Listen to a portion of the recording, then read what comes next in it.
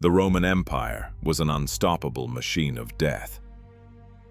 Anyone who stood in the path of Rome's legions was crushed. All of Europe had been conquered.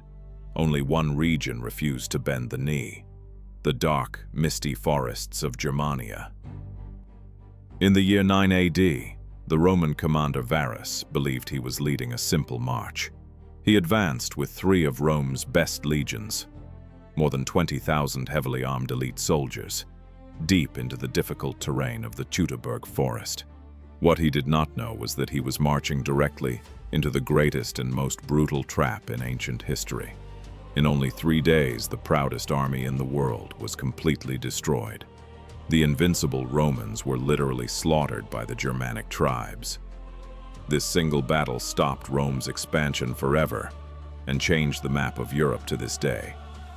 But how could simple, divided tribes destroy the most advanced army in the world? Welcome to Ancient Facts. Today we look behind the myth and tell the true dark story that almost drove Rome to ruin.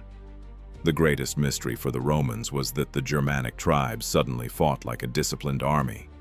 Normally, the different tribes were hostile to one another and carried out only small raids. But they had a leader whom Rome itself had raised: Arminius. Arminius was the son of a Germanic prince who had been sent to Rome as a hostage. He received the best military training, rose to the rank of a Roman knight, and learned the tactics of the legions inside and out. He was a trusted companion of the commander Varus. But in secret, his heart belonged to his homeland. Arminius took advantage of the complete trust of the Romans. While riding beside Varus, he secretly forged an alliance between the rival Germanic tribes. He knew exactly how the Romans fought, and he knew how to defeat them. Arminius lured the Roman army deep into the Teutoburg Forest with a false report of a rebellion. It was terrain that was hell on earth for the Romans. There were no roads, only dense forest, steep hills, swamps, and endless rain. The Roman legions stretched out in a thin line, several kilometers long through the wilderness. The soldiers were heavily burdened, the ground was muddy, and the formation fell apart. And at exactly that moment, the Germanic tribes struck. Out of the thick fog and from behind the trees, thousands of warriors suddenly appeared. They did not attack in an open field battle, but used a ruthless guerrilla tactic.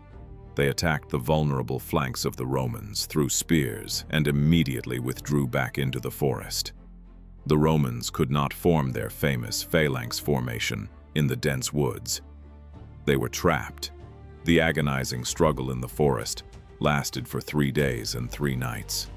The Romans desperately tried to build fortifications, but the Germanic tribes knew every path. On the 3rd day, the Germanic warriors drove the exhausted remains of the legions into a narrow passage between a mountain and a marsh. There, they had previously built a wooden defensive wall. It was a complete massacre. When the commander Varus realized that everything was lost, he threw himself onto his own sword to avoid captivity. The 3 legions, the 17th, 18th, and 19th legions, ceased to exist. Their eagles, the sacred symbols of Rome, were carried away as trophies to the Germanic villages. When the news reached Rome, the capital fell into open panic. The aging Emperor Augustus is said to have wandered through his palace for weeks, screaming and striking his head against the walls while crying, "Quintilius Varus, give me back my legions!" Rome never fully recovered from this shock. They abandoned the plan to conquer Germania as far as the Elbe River. The Rhine became the permanent border. Arminius and the Germanic tribes had achieved the impossible. They had broken Rome's invincibility. And that is exactly why this battle remains the moment when the history of Europe was rewritten forever.